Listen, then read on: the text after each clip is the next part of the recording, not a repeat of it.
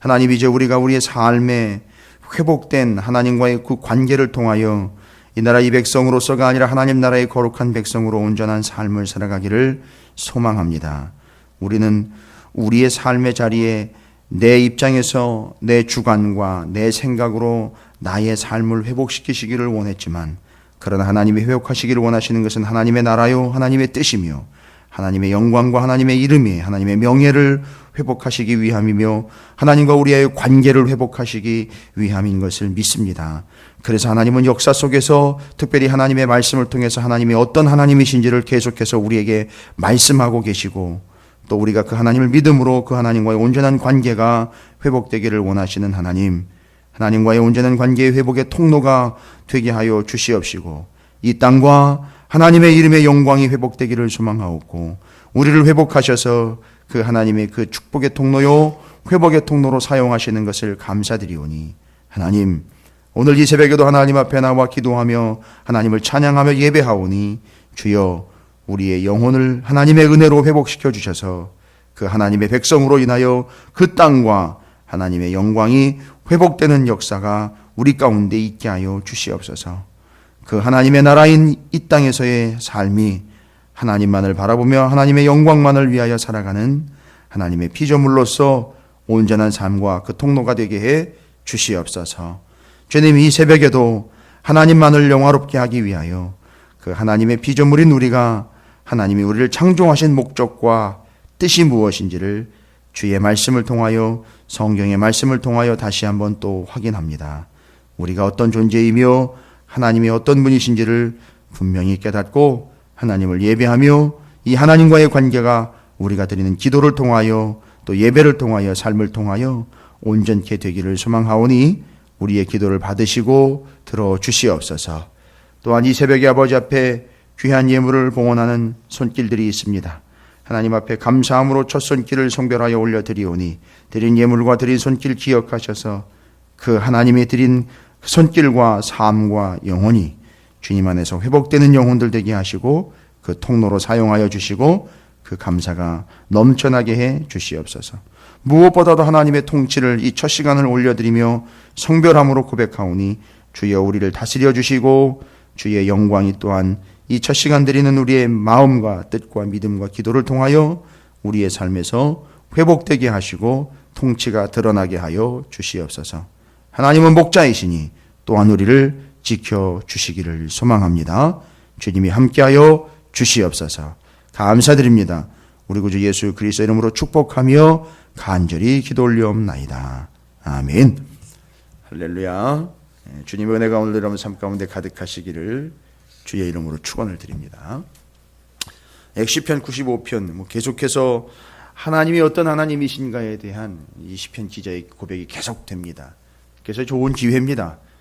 딱 해서 전체를 다 이해하시는 것도 좋지만 이렇게 단락단락 돼서 시편의 짧은 시편들이 연결되면서 뭔가 연결점을 가지고 있을 때에 여러분께서 그런 개념들을 잡으시고, 다른 것이 아닌 하나님은 어떤 하나님이신가에 대한 시편의 기자가 하나님이 이런 하나님이시고 이런 하나님이시고 이런 하나님이시라는 걸 정의를 하고 있으니까 여러분께서도 한번 딱 틀을 딱 잡아 놓으시면 92편부터 제가 지금 새벽마다 특별히 이제 이번 주부터 월, 화, 수, 목 이렇게 연결되면서 제가 계획한 건 아닙니다. 이런 거를 이제 따로 설교를 이렇게 체계적으로 하시는 분들 같은 경우는 이제 시리즈다 이렇게 얘기를 하시는데, 그런 개념일 수도 있는데 어쨌든 성경이 지금 순서대로 그렇게 목적을 잡고 그렇게 정리가 되고 있습니다. 다시 한번 말씀드리면 92편의 안식일과 관련되어서 우리를 지키시는 하나님이라고 정리를 했고요. 93편 같은 경우는 다스리시고 통치하시는 하나님. 그 다음에 94편이 어제 같은 경우는요, 그 1절과 2절에 여호와여, 혹시 오해하실 수 있을 것 같아 다시 한번 말씀드려요. 복수하시는 하나님이다라는 이 복수라는 건요, 공의의 복수, 공공연한 복수, 마지막 때 이루어질 복수. 그래서 이거는 원래 히브리 원어로 보면 복수, 감정적인 쏟아냄이 아니라 그 2절에 나와 있는 심판에 대한 얘기입니다. 공공적인 공의의 복수입니다.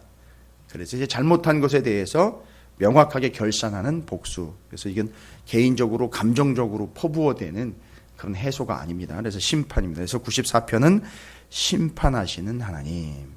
자, 오늘 같은 경우는요, 연결이 됩니다. 또 역시나 오늘은 어떤 하나님으로 소개가 되고 있느냐. 이게 연결이 되면 오늘 말씀 복잡하지 않습니다. 딱 정리가 되죠. 가만히 내용을 보니까 그 하나님을 찬양을 합니다. 그렇죠. 당연히 하나님은 찬양해야 하는 대상입니다. 그런데 그 하나님을 찬양해야 하는 이유로서 오늘 시편 95편에서는 뭐라고 얘기를 하느냐. 오라 우리가 여호와께 노래하며 우리의 구원의 반석을 향하여 즐거이 외치자. 이게 구원의 반석이라고 표현을 하고 있습니다. 구원의 반석. 이 구원의 반석이라는 것은 아무데나 등장하는 게 아니었죠. 구원의 반석은 일단 역사적인 전제는 우리를 구원하신 반석에서 물이 나고 그 반석 위에 집을 짓고 그것이 베드로, 게바, 바위, 교회가 되는 신약에까지 연결되는 바로 그 반석, 곧 예수 그리스도. 이 반석의 의미는 어디부터 시작이 됐었느냐 하면 구약의 출애굽해서 광야에서 반석에서 물이 났던 바로 그거들, 거기서부터 배경이 돼. 그러니까 지금 95편은 광야 40년을 전제로 하고 있습니다. 아이나 다를까 뒤에 가보시면 8절부터 광야 이야기를 하나님이 다시 꺼내셔요. 이제 그때를 이야기하십니다. 이건 이제 뒤에 얘기를 좀 나눠야 될 것 같습니다. 그러니까 오라 우리가 여호와께 노래하며 우리의 구원의 반석을 향하여 즐거이 외치자. 우리가 감사함으로 그 앞에 나아가며 시를 지어 즐거이 그를 노래하자. 하나님 찬성하자는 얘기입니다. 하나님 찬양하자는 얘기예요. 어제 에스겔서 36장에 있는 말씀으로 보자면 하나님의 이름의 영광을 합당하게 돌리라는 얘기입니다. 하나님의 명예를 회복시켜 드리자는 얘기죠. 찬송은 성도의 마땅한 바입니다. 할 바입니다. 하나님께 영광을 돌리는 것, 찬송하는 것은 성도의 마땅히 행할 바입니다. 알고 봤더니요, 하나님은 하나님의 명예가 회복되기를 원하시는 거거든요. 그러니까 이 시편을 기록한 다윗 같은 경우는요, 제가 어제도 잠깐 말씀드렸죠. 94편과 95편의 내용을 보니까 이건 아무리 봐도 다윗의 시편 같다라는 얘기죠. 더군다나 시편 95편, 오늘 이 시편 같은 경우는 70인역 성경에 의하면 표제어가 아예 그렇게 붙어 있어요. 설명이 그렇게 돼 있습니다. 다윗의 시라고 표현이 아예 되어 있습니다. 70인역 성경 같은 경우는 여러분이 다 아실 겁니다. 신구약 중건기에 프톨레미 왕조에 의해서 번역된 히브리어 성경이 헬라어로 번역된 성경인 70인역에는 95편이 다윗의 시편이다라고 표현이 되어 있습니다. 왜 그런 표현이 나와 있느냐 하면 바로 제가 어제도 잠깐 말씀드렸지만 7절에 그는 우리의 하나님이시여 우리는 그가 기르시는 백성이며 그의 손이 돌보시는 양이기 때문이라 너희가 오늘 그의 음성을 듣거든 이라고 나와 있는 이 부분. 그리고 94, 95편을 통해서 하나님께 그 이름의 영광을 돌려드리고 있다는 사실. 그래서 이제 에스겔서 36장을 우리가 정리를 했기 때문에 하나님은 이 땅을 회복하시고 하나님의 명예를 회복하시기를 원하셔서 하나님의 백성들을 회복시켜서 그 일을 이루시는데, 잘 보십시오. 시편의 다윗의 시편들을 보면 하나님의 이름의 영광이 회복되고 있다는 걸 우리는 알 수 있어요. 그러니까 하나님의 명예가 회복된다는 걸 알 수 있어요. 그 잘 세운 하나님의 사람인 다윗, 왕이기 때문이 아니에요. 그를 왕으로 세운 목적에 합당하게 그는 왕이지만 갑질을 한 자가 아니라 하나님이 이런 왕이십니다라는 걸 드러냈어요. 그러니까 왕의 입장에서 하나님의 왕됨을 드러낸 완벽한 통로가 됐다는 거죠. 명예회복 제대로 됐어요. 하나님께서 다윗을 통해서. 지금 찬양하고 노래하는 건 단순히 하나님을 기분 좋게 해드리거나 우리가 우리의 믿음을 표현하는 수단이 아니라 하나님의 명예를 회복하는 겁니다. 이제 시편을 여러분께서 공부하시거나 말씀을 나누거나 묵상을 하실 때 찬양하고 경배하고 고백하는 것, 노래한다라는 표현을 그냥 넘어가지 마세요. 하나님의 명예를 회복시켜 드리는 거예요. 그게 하나님의 본 의도이셔요.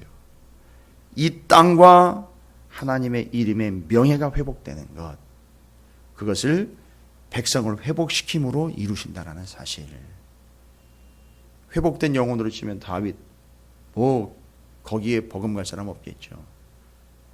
그래서 지금 다윗의 시편이다라고 추정이 가능한 이유가 그것이고요. 시편 95편에서는 바로 그 하나님이 어떤 하나님이신지를 설명을 합니다. 3절부터 여호와는 크신 하나님이시요 모든 신들보다 크신 왕이시니 때문이로다. 4절부터입니다. 땅의 깊은 곳이 그의 손 안에 있으며 산들의 높은 곳도 그의 것이다. 바다도 그의 것이라. 왜냐? 그가 만드셨기 때문입니다. 소유를 이야기합니다. 땅, 온 땅, 이 하나님이 창조하신 이 피조세계인 모든 이 지구 우주까지 다 하나님의 것. 왜냐하면 하나님이 지으셨고 하나님이 만드셨기 때문이다. 바다도 그의 것이라. 그가 만드셨고 육지도 그의 손이 지으셨도다. 오라 우리가 굽혀 경배하며 우리를 지으신 여호와 앞에 무릎을 꿇자. 꼭 창세기를 떠올리는 것 같죠. 순서대로 창조하시며 거기다가 맨 끝에는 우리도 만드셨다라는 거죠. 오라 우리가 6절이죠. 굽혀 경배하며 우리를 지으신 여호와 앞에 무릎을 꿇자. 온 세상 만물을 창조하셨을 뿐만 아니라 우리도 창조하신 하나님. 요건 여기다 창세기를 싹 담아놓은 겁니다, 여러분. 그런 하나님께 영광을 돌리고 있는 거예요. 그러니까 지금 95편이 어떤 하나님으로 인정하며 고백하며 찬양하고 있느냐? 창조주 하나님을 고백하고 있는 거예요. 그래서 하나님은 우리의 창조주이시다.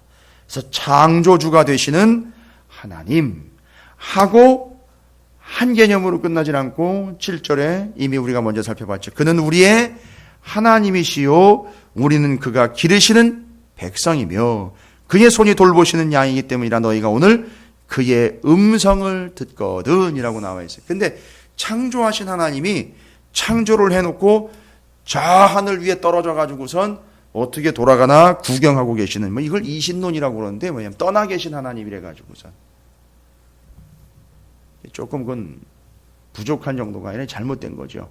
왜냐하면 떠나서 이 세계가 알아서 돌아가게끔 하고 내버려 두는 게 아니라 하나님은 그 안에 우리를 돌보시고 기르시고 계신다라는 개념. 그래서 우리를 인도하시는 하나님. 그래서 지금 시편 95편에는 창조주이신 하나님, 목자이신 하나님을 함께 연결해서 설명을 하고 있다는 거죠. 그리고 그 하나님을 찬양하고 있다는 겁니다. 그래서 95편은 정리가 끝납니다. 하나님은 어떤 하나님이냐? 온 우주 만물과 나, 사람, 인류를 창조하신 하나님. 그래서 그때는 창세기의 내용을 싹 담고 전제로 표현을 하고 있다는 것을 그 창조에 대한 4, 5, 6절을 이야기할 때는 그 창세기를 전제로 하고 있다는 사실. 7절로 넘어오면서 창조해놓고 그냥 니들이 알아서 해라 내버려 두신 게 아니라 하나님이 양육하시고 돌보시고 함께 하시는 하나님, 목자이신 하나님. 그래서 하나님은 창조주이시며 목자가 되시는 하나님이다 라고 경배를 하고 있습니다. 그래서 여러분, 하나님은 우리가 창조해야 할 뿐임, 찬양을 해야 할 뿐입니다. 이유는 창조주이시기 때문이고 우리의 목자가 되시기 때문에 찬양을 해야 됩니다. 그런데 그 창조주이신 하나님, 목자이신 하나님은 오늘 본문에서는 그분을 당연히 찬양해야 함과 함께 아주 단호한 권고를 하고 있습니다. 명령이죠. 그런 하나님께, 그런 하나님이죠. 창조주이신 하나님, 목자이신 하나님께 우리는 도대체 어떻게 해야 되느냐? 이렇게 해야 된다라고 말하지 않고 그러지 말라고 얘기를 해요. 너희는 창조주 하나님의 목자이신 하나님에게 이렇게 해야 된다라고 이야기하지 않고 더 강력한 표현을 씁니다. 제발 그러지 말라고 얘기를 해요. 그런 하나님께 제발 그러지 말아라. 뭐라고요? 8절부터 11절까지. 그러지 마 좀. 하나님은 창조주이시고 너희를 목자로서 인도하시는 목자이신 하나님인데 제발 그러지 마 하면서 얘기하시는 게 언제적 얘기를 하십니까? 광야 40년 얘기를 하셔요. 그래서 그 위에 구원의 반석이다라는 이야기를 뒤에 8절부터 나와 있는 이 광야 때를 전제로 하면서 언급을 하고 있는 겁니다. 너희는 무리바에서와 같이 딱 나오지 벌써 무리바 사건 딱 벌써 아시지 않습니까? 무리바에서와 같이 또 광야의 마사에서 지냈던 날과 같이 너희 마음을 완악하게 하지 말지어다. 그때 너희 조상들이 내가 행한 일을 보고서도 나를 시험하고, 시험은요 다투고 불평하고 하나님 앞에 대든 겁니다. 조사하였도다. 내가 40년 동안 그 세대로 말미암아 근심하여 이르기를. 우리는요 그냥 생각했을 때 40세 이전 세대, 40세 이후 세대, 그러니까 40년 20세 이후 세대, 20세 이전 세대로 나누어서 1세대가 다 거기서 죽고 나머지 세대 남아서 가나안 땅 들어간 이야기를 알고 있는데, 여러분 여기 표현이 내가 40년 동안 그 세대로 말미암아 근심하여 이르기를. 40년 내내 근심하셨다는 얘기예요. 그들은 조금 나가지고 나중에 내가 좀 위로를 받았고 괜찮았다가 아니라 40년 내내요. 40년 내내. 인생이 근본적으로 하나님 앞에 근심거리가 되는 것밖에 되지 않는 것 같아요. 나쁜 의미가 아닌 자식이 부모에게 늘 60이 된 자식도 70이 된 자식도 연세 드신 부모이지만 그 부모님께는 어린아이와 같은 그런 의미. 근데 하여튼 10절에서도 40년 동안 그 세대로 말미암아 근심하여 이르기를 그들은 마음이 미혹된 백성이라 내 길을 알지 못한다 하였도다. 계속 왜 이렇게 일로 이끌어 가시는 겁니까? 왜 이런 식으로 하시는 겁니까? 라고 계속 그랬다는 거죠. 그러니까 하나님은 우리에게 그런 마음으로 10절 짧은 구절이지만 거기 하나님의 마음이 담겨 있어요. 40년 내내 하나님의 속이 썩으신 거죠. 자, 그러니까 이 창조주이시며 목자이신 하나님에게 그러지 말라는 거예요. 광야 40년 동안 그랬던 것처럼 그러지 말아라. 그러지 말고 창조주이신 하나님, 그 하나님께 40년 광야 동안 불순종한 것처럼 하지 말고 이건 딱 한마디로 정리하면 절대 순종해라. 절대 순종해라. 하나님의 인도하심과 하나님의 뜻에 절대 복종해라. 이런 얘기예요. 광야 40년 동안 한 것처럼 그렇게 하지 말고 좀 할 거면 제대로 복종하고 좀 순종하고 따라라. 이런 얘기하는 거예요. 왜? 내가 창조주이니까. 하나님이 창조주이시니까 창조주의 말씀을 좀 순종해라는 얘기죠. 여기서 이제 지난 레위기의 말씀을 주일날 열왕기상 말씀 나누면서 말씀드린 거죠. 북이스라엘의 불순종한 모습, 준행하지 않는 모습 속에서 아사왕을 주변으로 7명의 왕이 정신없이 들락날락거릴 때에 기준으로 서 있던 아사왕, 불순종했던 하나님의 말씀을 준행하지 않았던 북이스라엘의 모습이요. 그게 까마귀로 나타나고 말라버리에 비틀어진 그 시내로 나타나고요. 과부의 모습으로 나타나고요. 먹을 것이 더 떨어진 그 항아리로 나타나는 거예요. 그게 북이스라엘의 현실이었었어요. 하나님의 말씀을 준행한다라는 것에 대한 말씀만. 여기 하나님이 창조주이시기 때문에 그 창조주께는 다른 방법이 없습니다. 창조주이신 하나님 찬양하는 건 당연한 거예요. 예, 지켜주시는 분, 다스리고 통치하시는 분, 왕이시고 심판하시는 분, 창조주이신 하나님, 목자이신 하나님 당연히 찬양해야 되는 거예요. 그건 기본입니다. 그 이름의 영광과 명예를 회복시켜드리는 건 당연한 건데 거기에 창조주이기 때문에 너희가 기억해라라는 건 그 광야 40년 동안 불순종했던 것처럼 그렇게 하지 말고 절대 순종하라는 거죠. 그러니까 창조주 하나님의 말씀에 순종해라. 뭘 얘기하는 겁니까? 창조주이신 하나님의 말씀에 순종하는 게, 말씀으로 세상을 창조하신 하나님의 말씀에 순종하는 게 어렵고 힘들고 짜증나고 고통스러운 일이 아니라 새로운 창조를 이루어내려는 거예요. 새 창조라는 거죠. 말씀에 순종하는 겁니다. 내가 하고 싶은 대로 하는 게 아니라 하나님의 말씀대로 순종하는 거예요. 하나님은요, 그냥 말씀하시면 되거든요. 창세기를 아시지 않습니까? 그냥 말씀하시면 되는데 그럼 되게 돼 있어요. 아니, 온 우주가 그렇게 창조가 됐거든요. 근데 그 말씀을 우리에게 하셔요. 그럼 우리가 그대로 한다라고 생각을 하시면요, 말씀대로 세상을 창조하신 것처럼 하나님은 우리에게 말씀하셔서 그 말씀을 통해 뭔가를 창조하시고 싶다라는 거예요. 좀 이 마음을 받아들이시면 좋을 것 같아요. 그냥 말씀하시면 될 일을 우리를 통해 말씀하셔서 우리를 통해 뭔가를 창조하시고 싶은 것이죠.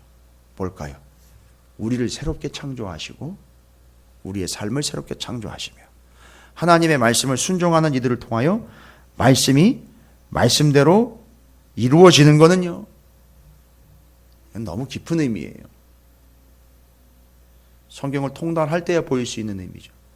우리가 하나님의 말씀에 순종하는, 피조물로서요, 순종하는 자로서 불러서 너에게 말씀하신 것은 나를 새롭게 창조하시는 것이요, 우리가 말씀대로 하는 행위는 새로운 창조, 하나님의 말씀으로 창조해내는, 그 창조에 동참하고 있는 어마어마한 신분이 우리라는 걸 하나님이 인정해 주시는 거예요. 그래서 창조주 하나님의 말씀에 순종하는 것은 새로운 창조요, 그 창조에 동참하는 것, 이게 준행하다라는 말 속에 세 가지 중에 하나가 들어가 있는 것. 새로운 일을 만들어내다. 그러니까 끝까지 같이 걸어가다라는 뜻이 있다 그랬죠. 파수꾼 경비원으로서 말씀을 지킨다라는 뜻이 있죠.